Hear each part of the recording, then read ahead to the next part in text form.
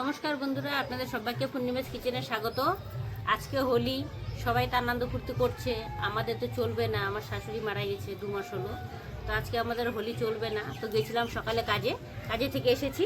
তো এখন চিকেন পকোড়া তৈরি করবো। এই চিকেন নিয়ে এসেছি। বাচ্চাগুলো তো কিছু না কিছু দিতে হবে, নাহলে বছরকার দিন মন খারাপ হয়ে যাবে। তার জন্য চিকেন পকোড়া তৈরি করব।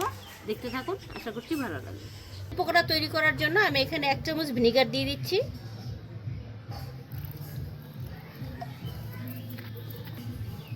1 চামচ সয়া সস দিয়ে দিচ্ছি,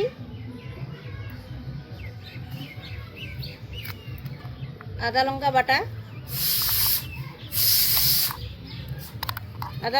4 চামচ দিয়ে দিলাম, একটু ঝাল ঝাল করব। লঙ্কা গুঁড়ো, জিরে গুঁড়ো, হলুদ গুঁড়ো, স্বাদ মতো লবণ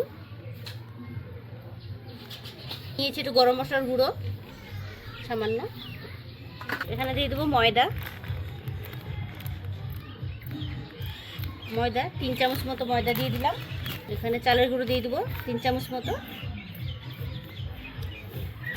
সুজি দিয়ে দেবো একটু 2 চামচ মতো। সুজিটা দিয়েছি, সুজি দেওয়ার জন্য পকোড়াটা মুচমুচে হবে, খেতে টেস্টি হবে। এবার মেখে দেবো।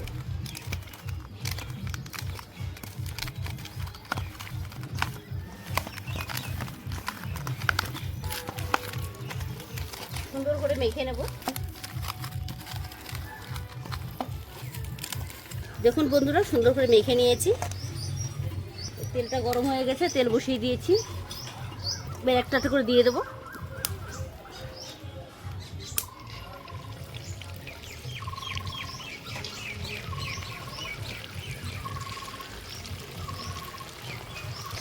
একটা করে ছেড়ে দেবো। আগে একটু করে নিই, তারপরে আবার।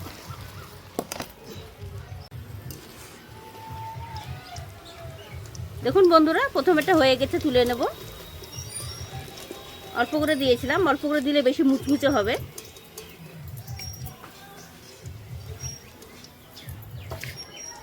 এই দেখুন, চিকেন পকোড়া একটু কড়া করে ভাজলে বেশি ভালো লাগবে। এই দেখুন,